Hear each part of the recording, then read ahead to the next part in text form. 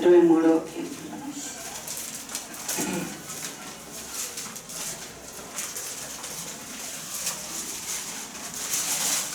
5వ వచనం మనం చదువుకుందాం. నా శత్రువుల ఎదుట నీవు నాకు భోజనము సిద్ధపరచుదువు, నూనెతో నా తల అంటియున్నావు, నా గిన్నె నిండి పొర్లుచున్నది. చాలండి. ఈరోజు మన వాక్యాంశము నా గిన్నె నిండి పొర్లుచున్నది. నిండి పొర్లుట అనేది మనం చూసినట్లయితే మరి దేవుడు ప్రతి దినము కూడా మనకిచ్చే దీవెనలు మరి అనేకమైనవి కదండి. అయితే మరి ఈ యొక్క గిన్నె నిండి పొర్లుచున్నది అనేసింది. మన గిన్నెను నిండి పొర్లునట్లు చేసేవారు ఎవరు? మన దేవుడే. అయితే గిన్నె నిండుట అనేది దేనికి సంబంధించిందంటే మనకు మాత్రమే. అంటే మనం ఏదైనా వంట చేసుకున్నాం అనుకోండి, ఎంతవరకు ఉంటుంది? మనకు సరిపడినంత చేసుకుంటాం, అంతే కదండి. మరి ఇంకా ఎక్కువ ఉంటే ఏం చేస్తాం? ఎవరికైనా పెడతాం కదండి, ఇస్తాం. అట్లానే మరి దేవుడు కూడా మనకిచ్చే దీవెనలు ఎలాంటివంటే నిండి పొర్లునట్లుగా ఇచ్చే దీవెనలు అయి ఉన్నవి. మరి నిండి పొర్లుచున్నవి అయితే పొర్లేది అంతా కూడా ఏంటండి? ఇతరులకు ఇచ్చేది. మరి నిండినది ఏంటంటే మనకు ఇచ్చేది. మనకు సమృద్ధిగా ఇచ్చి మరి ఇతరులకు కూడా ఇచ్చేటంతగా దేవుడు మనల్ని ఆశీర్వదించేవారు అన్నారు. అదే రీతిగా మరి ఇంకొకటి మనం చూసినట్లయితే 2వ రాజుల గ్రంథము 4వ అధ్యాయము 1 నుంచి 7 వచనములు చదువుకుందామండి. 2వ రాజుల గ్రంథము 4వ అధ్యాయము 1 నుంచి 7 వచనం. అంతటా ప్రవక్తల శిష్యులలో ఒకని భార్య, నీ దాసుడైన నా పెనిమిటి చనిపోయెను, అతడు యెహోవా యందు భక్తి గలవాడై ఉండెనని నీకు తెలిసే ఉన్నది. ఇప్పుడు అప్పులవాడు నా 2 కుమారులు తనకు దాసులుగా ఉండుటకే వారిని పట్టుకుని పోవుటకు వచ్చి ఉన్నాడని ఎలీషాకు మొరపెట్టగా, ఎలీషా, నా వల్ల నీకేమి కావలెను? నీ ఇంటిలో ఏమి ఉన్నదో అది నాకు తెలియచెప్పమనను. అందుకామె, నీ దాసురాలైన నా ఇంటిలో నూనె కుండ ఒకటి ఉన్నది, అది తప్ప మరి ఏమీ లేదనను. అతడు, నీవు బయటకి పోయి నీ ఇరుగు పొరుగు వారందరి యొద్ద దొరుకుగలిగిన వట్టి పాత్రలన్నింటినీ ఎరుగు పుచ్చుకొనుము.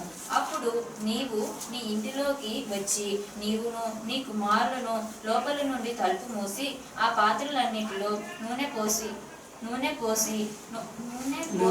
నిండినవి ఒక తట్టున ఉంచుమని ఆమెతో సెలవీయగా, ఆమె అతని యొద్ద నుండి పోయి తానును కుమారులను లోపల నుండి తలుపు మూసి కుమారులు తెచ్చిన పాత్రలలో నూనె పోసాను.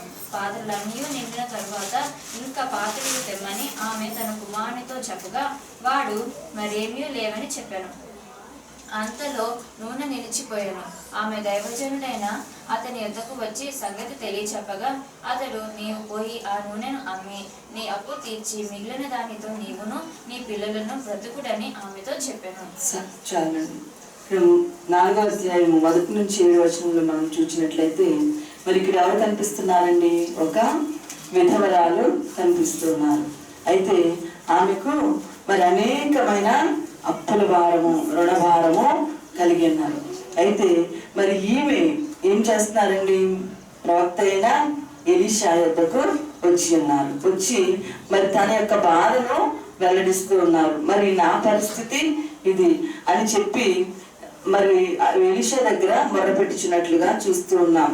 మరి మొదటిగా ఆమె చేసినది ఏమిటి అంటే, ఆమె చేసినది ప్రార్థన కదండి.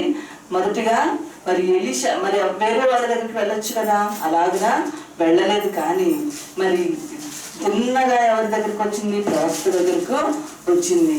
ప్రవక్త దగ్గరికి రావడానికి కారణం ఏమిటి అంటే, మరి ప్రవక్తను దేవుడు బలముగా ఆ కాలంలో వాడుకుంటూ ఉన్నారు.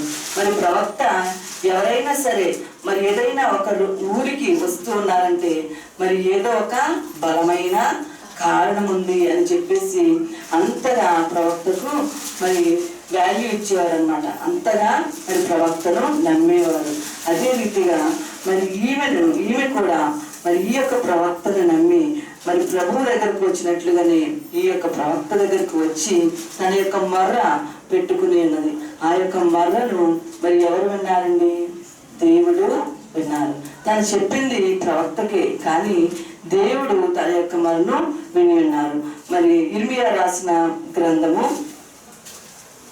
33వ అధ్యాయము 3వ వచనం మనం చూసినట్లయితే, నాకు మొరపెట్టుము, నేను నీకు ఉత్తరం ఇచ్చేదను, నీవు గ్రహింపలేని గొప్ప సంగతులను, గూఢమైన సంగతులను మీకు తెలియజేస్తును. చాలండి. ఇక్కడ చూసినట్లయితే మరి ఏమని చెప్తున్నారండి? నాకు మొరపెట్టుము, నేను నీకు ఉత్తరం ఇచ్చేదను. మనం ఎవరికి మొరపెట్టాలండి? మన ప్రభు అయిన యేసుక్రీస్తు వారికి మొరపెట్టాలి. మన ప్రార్థన అనేది మన దేవునికి మొరపెట్టాలి. మన యొక్క ఇరుకులను, మన యొక్క ఇబ్బందులను, మన శ్రమలను కూడా మరి దేవునికి చెప్పినప్పుడు దేవుడు మనకి ఏం చేస్తారంట? ఉత్తరము ఇచ్చేవారే అన్నారు. మరి ఎంత త్వరగా మనం మొరపెడతామో అంత త్వరగా మరి ప్రభువు మనకు ఉత్తరం ఇచ్చుటకు మరి రెడీగా ఉన్నారు. కనుక మనం ఆయన సన్నిధిలో మనము మొరపెట్టాలి. రెండవది, ఆమె మొరపెట్టిన తర్వాత రెండవది ఏం జరిగినదండి? అద్భుతము జరిగినది. అద్భుతము జరిగినది. మరి ఆయన మన ఎడల చేసే కార్యములు అద్భుతకరమైనవి. మొదటిగా మనం చూసినట్లయితే యెహోషువ రాసిన గ్రంథము 3వ అధ్యాయము 5వ వచనం చూసినట్లయితే, మరియు యెహోషువ రేపు యెహోవా మీ మధ్య అద్భుత కార్యములను చేయు గనుక మిమ్మల్ని మీరు పరిశుద్ధపరచుకొనుడని జనులకు ఆజ్ఞయించెను.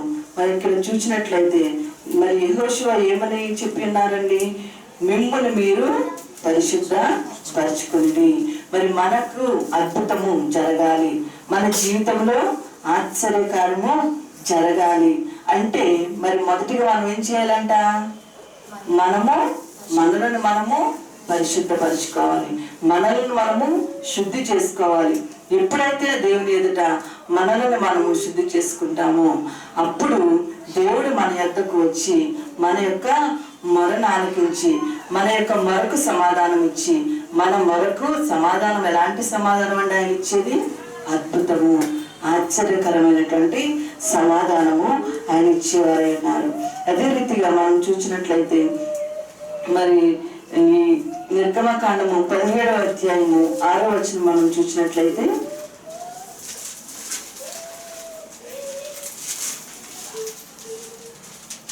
ఇదిగో అక్కడ హేరోబులోని బండ మీద నేను నీకు ఎదురుగా నిలిచెదను, నీవు ఆ బండను కొట్టగా ప్రజలు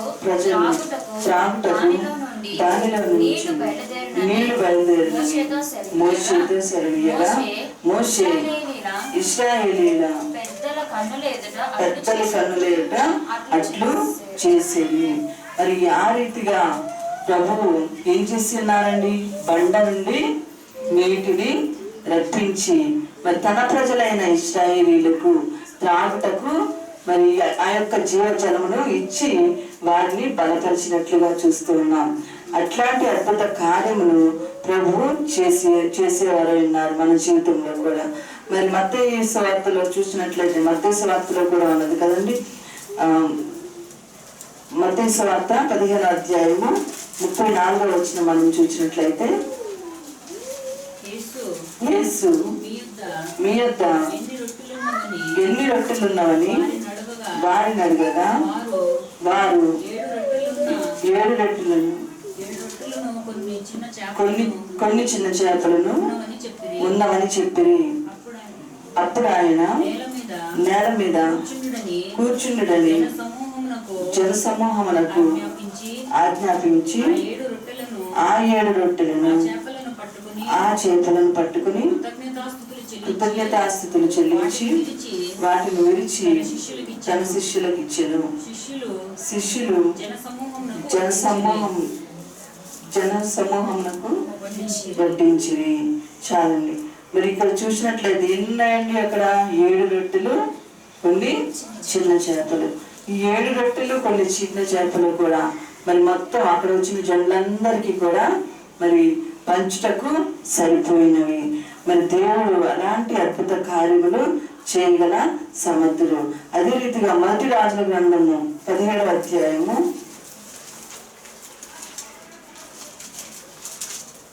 12వ వచనం నుంచి మనం చదివినట్లయితే, అందుకామె నీ దేవుడైన యెహోవా జీవము తోడు తొట్టిలో పట్టెడు పిండియు బుడ్డిలో కొంచెం నూనెయు నా యొద్ద ఉన్నవి గాని అప్పం ఒకటైనను లేదు. మేము చావకముందు నేను ఇంటికి పోయి వాటిని నాకును నా బిడ్డకును సిద్ధం చేసుకున్నానని కొన్ని పుల్లలు ఏరుటకై వచ్చి తినలేను. అప్పుడు ఏలియా ఆమెతో ఇంట్లో భయపడవద్దు, పోయి నీవు చెప్పినట్లు చేయను. అయితే అందులో నాకు చిన్న అప్పము మొదట చేసి నా యొద్దకు తీసుకుని రమ్ము. తరువాత నీకును నీ బిడ్డకును అప్పములు చేసుకును. భూమి మీద యెహోవా వర్షము కురిపించే వరకు ఆ తొట్టిలో ఉన్న పిండి తక్కువ కాలేదు, బుడ్డిలో నూనె అయిపోలేదు.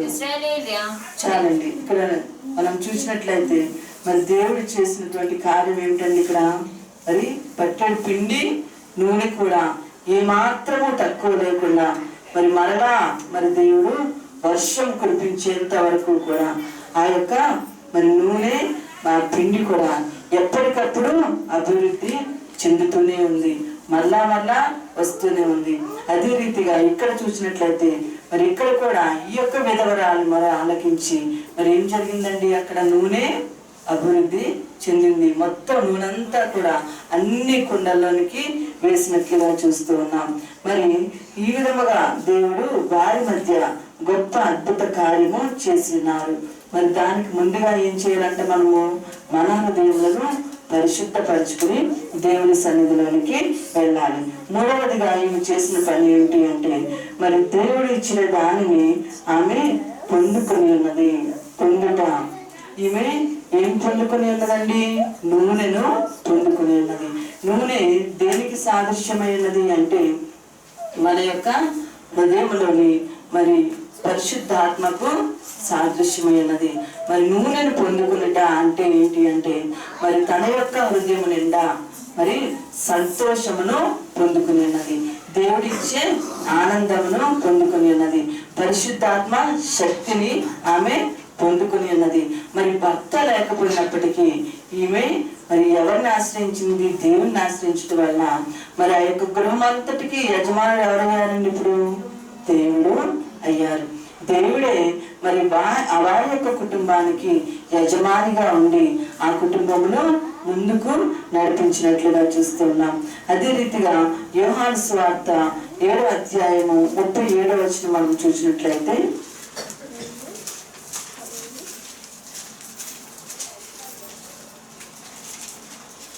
ఆ పండుగలో మహాదినమైన అంత్యదినము యేసు నిలిచి ఎవడైనాను దప్పి కొనిన ఎడల నా యొద్దకు వచ్చి దప్పి తీర్చుకొనవలెను.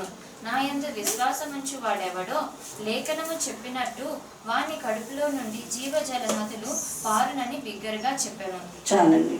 ఎవరైతే ఆయన యందు విశ్వాసం ఉంచుతారో, ఎవరైతే దేవుని మరి పూర్తిగా నమ్ముతారో వారు ఏం చేస్తారంట?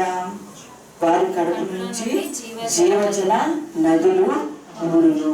మరి ఈమె కుటుంబంలో మరి నూనె ఊరినట్లుగా మన కడుపులో నుండి జీవజల ధారలు, జీవజలములు ఊరాలి అంటే ఏం చేయాలండి? ఆయన యందు మనము విశ్వాసం ఉంచాలి. ఎప్పుడైతే విశ్వాసం ఉంచి విశ్వాసముతో ప్రభువును స్తుతిస్తామో, ఎప్పుడైతే విశ్వాసంతో మనము ప్రార్థన చేస్తామో ఆ ప్రార్థన వలన మనము మరి ఆయన ఇచ్చే జీవజల నదులను పొందుకోగలుగుతాము. అదే రీతిగా మరి ఆమె కలిగిన దాన్ని ఏం చేసిందండి? ఆమె కలిగింది నూనె ఇచ్చారు. ఇచ్చిన దాన్ని ఏం చేసింది? దానిని తన యొక్క కుండల్లో భద్రము చేసుకుని ఉన్నది. అదే రీతిగా మనకు దేవుడు ఇచ్చినటువంటి వాటిని ఏం చేయాలంట? గట్టిగా పట్టుకొనాలి. 4వది గట్టిగా పట్టుకొనుట. మరి మనకు దేవుడిచ్చిన వాటిని మనకు దేవుడు ప్రతి దినము అనేకమైన ఇస్తున్నారు. అంతేకాదు మనకు అనేకమైన వరములను ఇస్తున్నారు, పరిశుద్ధాత్మ వరములను. అదే రీతిగా మన యొక్క పాటలో ఉంది కదండి, స్వరమిదిగో కొనుమి వరరాజా నిన్ను గూర్చి నిరతము పాడాలిను మరియు పెదవులివిగో మహనీయమైనది పరిశుద్ధ వార్తతో పరిపూర్ణముగా నింపు అనేసి తను నాదిగా ఈ పాటలో రాయబడింది.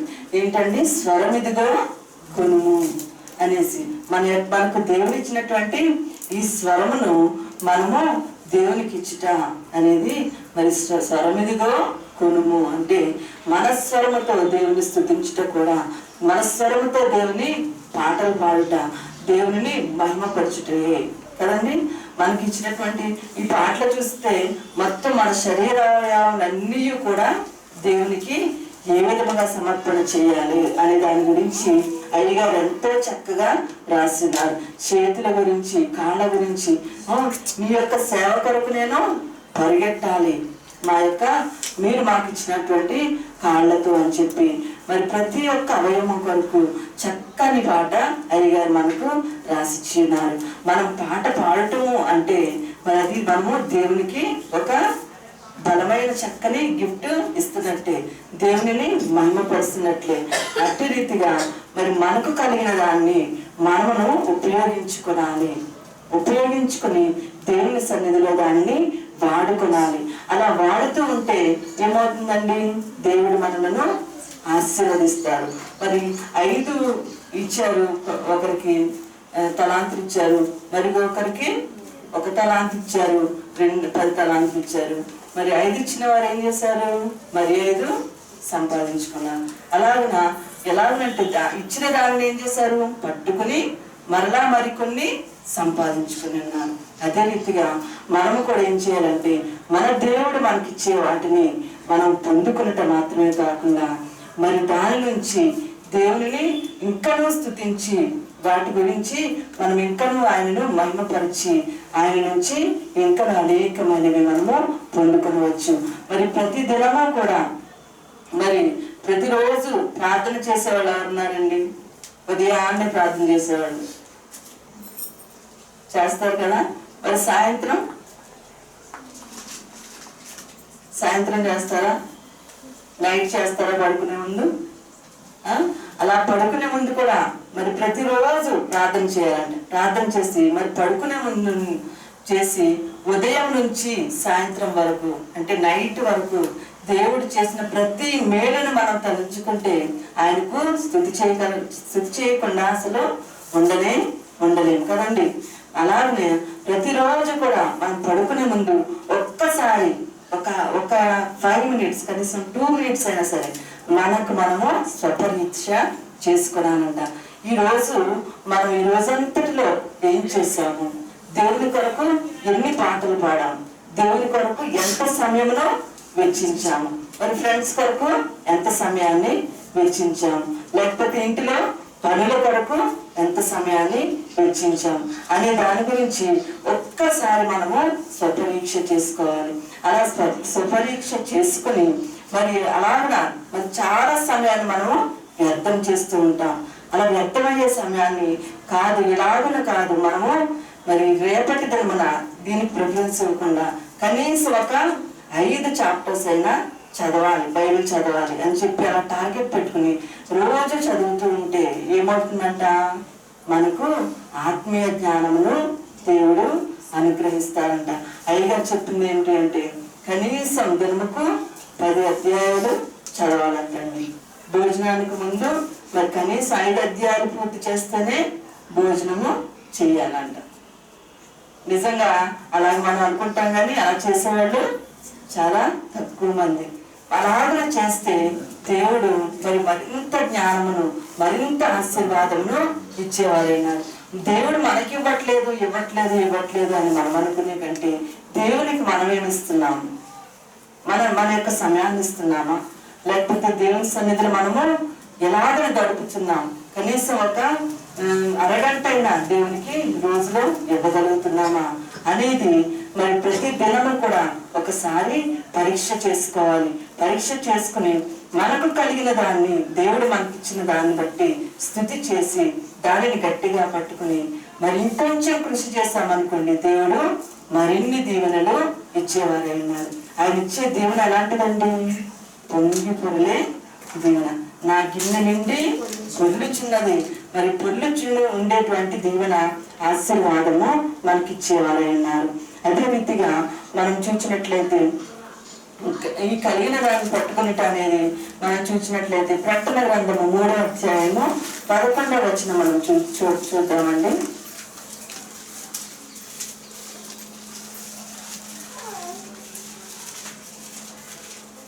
నేను త్వరగా వచ్చుచున్నాను, ఎవడును నీ కిరీటమును నీకు కలిగిన దాన్ని గట్టిగా పట్టుకోను. చాలా ఇదిగో నేను త్వరగా వచ్చుచున్నాను, నీకు కలిగిన దానిని ఎవరు అపహరింపకుండినట్లు. మరి ఆయన ఏం చేస్తున్నాడంట? ప్రతి దినము కూడా మనకు ఒక కిరీటమును ధరింపచేస్తున్నారు.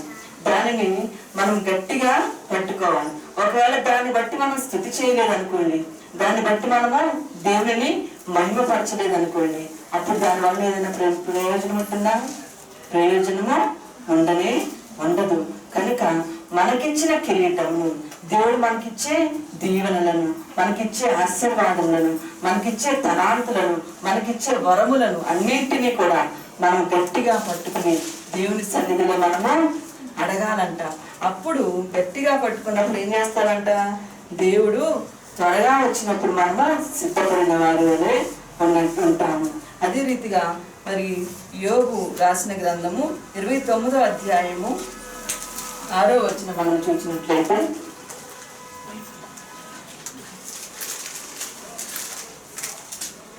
యోబు 29వ అధ్యాయము నేను పెట్టిన అడిగల్లా నీటిలో పడెను, బండ నుండి నా నిమిత్తము నూనె ప్రవాహముగా పారెను. చాలండి. ఇక్కడ చూసినట్లయితే నూనె ప్రవాహముగా పారెను అని చెప్తున్నారు. నూనె ప్రవాహముగా ఎక్కడైనా పారుతుందండి? అది దేవుని కృప. ఆ యొక్క కృపను మనం పొందుకుంటే ఆ నూనె ఎలాగుంటుందంట? మరి నదులు ప్రవహించినట్లుగానే ప్రవహిస్తూ ఉంటుంది. మరి ఆ నూనె ప్రవాహముగా మారాలి అంటే మనం ఏం చేయాలి? దేవుని సన్నిధిలో మనము స్తుతించాలి. దేవుని సన్నిధి, దేవుడిచ్చిన దానిని మనము గట్టిగా పట్టుకుని ఆయన సన్నిధిలో మనము మహిమపరిచినప్పుడు ఆయన మన తల మీద ప్రవాహమైనటువంటి నూనెను ధారపోసేవారై ఉన్నారు. మరి అలాంటి ప్రవాహమునకు మనము అర్హత కావాలి అంటే ఏం చేయాలి? ఆయన సన్నిధిలో మనము ఎక్కువగా గడపాలి. అదే రీతిగా 5వది మనం చూసినట్లయితే ఈమె చేసిన పనులలో మరి ఆమె నూనె అందులో బుట్టెలలో నింపుకొని ఉన్నది, ఆ కుండలన్నింటిలో నింపుకొని ఉన్నది. తర్వాత ఏం చెప్పారు? ఆ నూనె తీసుకొని అమ్మమనేసి చెప్పారు కదండి. అది అమ్మి దాని ద్వారా వచ్చిన దానిని నీ రుణములన్నీ తీర్చుకో అని చెప్పారు. కనుక ఈ యొక్క పొందిన వాటిని వినియోగించుకోవాలి కదండి. మరి పొందిన వాటిని వినియోగించుకోవాలి. మరి అలా వినియోగించుకుంటేనే అప్పుడు మనకు ఆశీర్వాదం అనేది ఉంటుంది. మరి దావీదు భక్తుని మనం చూసినట్లయితే దావీదు ఏం చేస్తున్నాడండి? దేవాలయం కొరకు అనేకమైనటువంటి నిధులను, అనేకమైన వాటిని సమకూర్చి ఉన్నారు కదండి. ఎన్నో సమకూర్చి మరి ఆ యొక్క వచ్చిన వాటిని ఏం చేస్తున్నారు? తను కట్టడానికి వద్దు అని చెప్పారు కాబట్టి తను కట్టకుండా దానిని మరి పక్కకు పెట్టారు. ఏమేమి సంపాదించారు మనం చూద్దామండి. మొదటి దినవృత్తాంతములు 29వ అధ్యాయము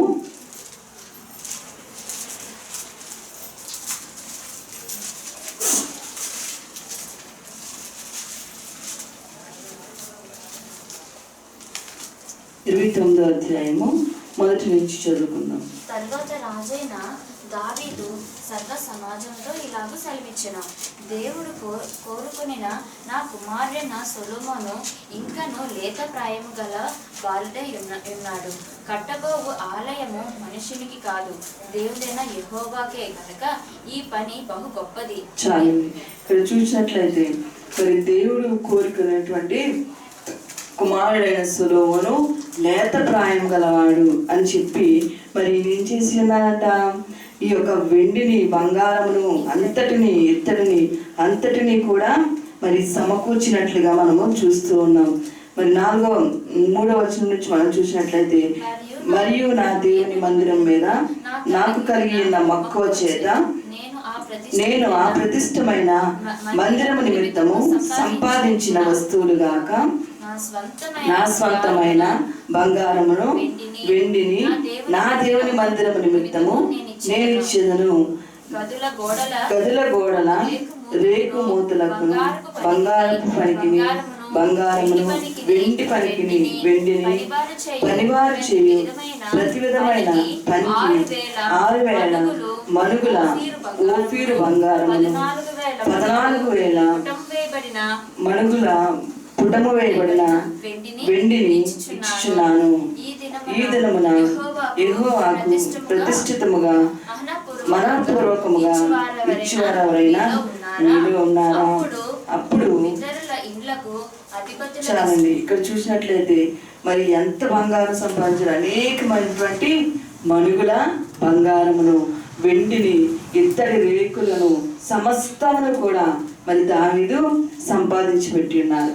పెట్టిన దాన్ని మరి జాగ్రత్తగా ఉంచి దాన్ని ఎవరు వినియోగించారండి? సొలొమోను రాజు వినియోగించి మరి ఎంతో మరి చక్కని మందిరమును నిర్మించి ఉన్నారు. నిర్మించి మరి ఇప్పుడు ఆయన కట్టిన మందిరాన్ని ఎవ్వరు కూడా ప్రపంచంలో కట్టలేనంత చక్కని మందిరమును కట్టి ఉన్నారు.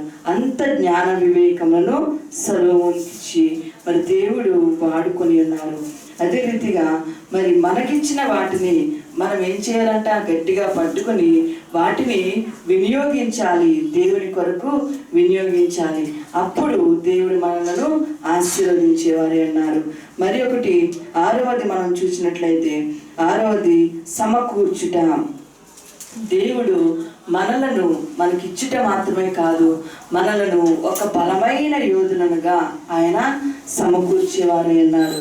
మరి యెషయా రాసిన గ్రంథము 58వ అధ్యాయము 11వ వచనం చూద్దామండి. యెహోవా నిత్యము నడిపించును, నిన్ను నిత్యము నడిపించును. క్షామకాలమున ఆయన నిన్ను తృప్తిపరిచి నీ ఎముకలను బలపరచును. నీవు నీరు కట్టిన తోట వలెను ఎప్పుడును ఉబ్బుచుండు నీటి ఊట వలన ఉండెదవు. చాలండి. యెహోవా నిన్ను నిత్యము నడిపించెను. ఫలానా సమయంలో లేకపోతే కొంతవరకు నడిపించి వదిలిపెట్టే దేవుడు కానే కాదు. ఆయన మనలను నిత్యము నడిపిస్తారు. క్షామకాలమున ఆయన నిన్ను తృప్తిపరిచి నీ ఎముకలకు నీ ఎముకలను బలపరచును. నీవు నీరు కట్టిన తోట వలెను ఎప్పుడు కూర్చుండు నీటి ఊట వలెను ఉండెదవు అనేసి దేవుని యొక్క మరి ఆశీర్వాద వచనములను ఈ విధముగా చెప్పుచున్నారు. అయితే మరి మనము నీరు కట్టిన తోట వలె ఉండాలి అంటే మరి క్షామకాలమున మనము తృప్తిపరచబడాలి అంటే మరి ఏం చేయాలండి? మనము దేవునిని ఎప్పుడు కూడా అంటు కట్టబడిన వారమై ఉండాలి. మరి వాక్యంలో ఉంది కదండి, మరి ఆకు వాడక తన కాలమందు ఫలమిచ్చు చెట్టు ఎలా ఉంటుంది అంటే ఎవరండి? ఆకు వాడక తన కాలమందు ఫలమిచ్చు చెట్టు వలె ఉందురు అనేసి ఉంది కదండి. అంటే మరి ఆకు వాడక తన కాలమందు ఫలమిచ్చు చెట్టు ఎక్కడ నాటబడి ఉంటుంది? నీటి ఆరున నాటబడి ఉంటుంది కదా. మరి నీటి ఆరున నాటబడుట అనేది ఏంటి అంటే నీరు అనేది మరి ఏంటి? వాక్యమై ఉన్నది. నీరు అనేది వాక్యమైనది. ఆ వాక్యంలో మనం ఎప్పుడూ ధ్యానించి ఆ దానిలో మనం ఎప్పుడైతే అనుసరించి నడుస్తూ ఉంటామో అప్పుడు ఏమవుతామంట, మనము ఆకు వాడక ఫలమిచ్చు చెట్టు వలె ఉంటాం. కనుక ఈ వాక్యం అనే దానిని మనము ఎప్పుడు ధ్యానం చేస్తే ఆయన ఎలాగనే చేస్తారంట మనల్ని, నీవు నీరు కట్టిన తోటవలెను, ఎప్పుడు ఉపుకుచుండు నీటి ఊటవలెను. మనం ఒక్కరం అనేసి అనుకుంటున్నాం, కానీ ఆ ఒక్క మొక్కను ఎలాగ చేస్తారంట, తోట వలె చేస్తారు. అంటే అనేక మందిని మరి ఒక మంచి జనముగా సమకూర్చగలటువంటి శక్తిని దేవుడు మనకు ఇచ్చేవారై ఉన్నారు. కేవలం మనము ఈ యొక్క నీటి వారన నాటబడాలి. ఈ వాక్యం అనేటువంటి దానిలో మనము నాటబడాలి. దానిలో మనము అనుసరించి నడుచుకోవాలి. దానిని ఎప్పుడూ కూడా ధ్యానం చేస్తూ ఉంటే ఆ యొక్క ధ్యానం చేస్తున్నప్పుడు మనకి దేవుడు ఆ యొక్క దివ్య జ్ఞానం అనుగ్రహించి మనలను ముందుకు నడిపించేవారై ఉన్నారు. అదే రీతిగా మనం చూసినట్లయితే 7వది రహస్యముగా చేయుట. ఈ రహస్య కార్యము ఎక్కడ జరిగిందండి? ఈ యొక్క విధవరాలు ఇంటిలో ఏం చేస్తున్నారు? మొట్టమొదటిగా 5వ వచనం మనం చూసినట్లయితే, ఆమె అతని యొద్ద నుండి పోయి తానును కుమారులను లోపలి నుండి తలుపు మూసి కుమారులు తెచ్చిన పాత్రల్లో నూనె పోసెను. చూస్తున్నాం కదండి. ఈ యొక్క ఆ గృహంలోనికి వెళ్ళి వారు ఏం చేసి ఉన్నారు? తలుపు మూసి ఉన్నారు. తలుపు మూసి అప్పుడు ఆ గిన్నెలో కొంచెం కొంచెం నూనె పోసారంట. ఆ ఉన్న నూనె పోయగానే ఆ నూనె ఏమైంది? అంతకంతకు ఎక్కువై మొత్తము ఆ యొక్క కుండలన్నీ నిండుకొన్నట్లుగా మనం చూస్తూ ఉన్నాం. అదే రీతిగా మరి ఈ యొక్క రహస్య కార్యము ఎందుకు జరిగింది అంటే అది రహస్య ప్రార్థన అయ్యున్నది. మనము ఎలాంటి ప్రార్థన చేయాలంట? మరి మత్తయి సువార్తలో ఉంది కదండి, 6వ అధ్యాయము మత్తయి సువార్త 6వ అధ్యాయంలో ఉంటుంది. కాబట్టి మీరు ఇలాగూ ప్రార్థన చేయవలెను. చదవండి కొంచెం, దానికంటే కొంచెం పైన చదవండి. మరియు మీరు ప్రార్థన చేయనప్పుడు వేషధారుల వలె మనుషులకు కనబడవలెని సమాజ మందిరములలోను వీధుల మూలల్లోనూ నిలిచి ప్రార్థన చేయుట వారికి ఇష్టము. వారు తమ ఫలము పొంది ఉన్నారని నిశ్చయముగా మీతో చెప్పుచున్నాను. నీవు ప్రార్థన చేయనప్పుడు నీ గదిలోనికి వెళ్ళి తలుపు వేసి రహస్యమందున్న నీ తండ్రికి ప్రార్థన చేయము. అప్పుడు రహస్యమందు చూచు నీ తండ్రి నీకు ప్రతిఫలం ఇచ్చును. చాలండి. ఇక్కడ మనం చూసినట్లయితే మనం ఎలాగ చేయాలంట? నీవు ప్రార్థన చేయనప్పుడు నీ గదిలోనికి వెళ్ళి తలుపు వేసి రహస్యమందున నీ యొక్క తండ్రికి ప్రార్థన చేయాలి. అలాంటి ప్రార్థన ఎప్పుడైతే చేస్తామో మరి రహస్యముగా మనమేమో దేవుని సన్నిధిలో ప్రార్థన చేసి మోకరించి ప్రార్థన చేసి మరి దేవుని యొక్క సన్నిధిలో ఆయన యొక్క సన్నిధిని మనము ఎప్పుడైతే అనుభవిస్తామో అప్పుడు ఆయన మన యొక్క హృదయములను తన ఆత్మతో నింపి బలపరిచేవారై ఉన్నారు. మరి ప్రార్థన అంశములు అనేకమైనవి మన తలంపులలోనికి వస్తూ ఉంటాయి కదండి. ఎప్పటికప్పుడు అనేక అంశాలు వస్తూ ఉంటాయి. దాని గురించి ప్రార్థన చేయాలి అనేసి అనుకుంటాం, కానీ కొన్ని మర్చిపోతూ ఉంటాం.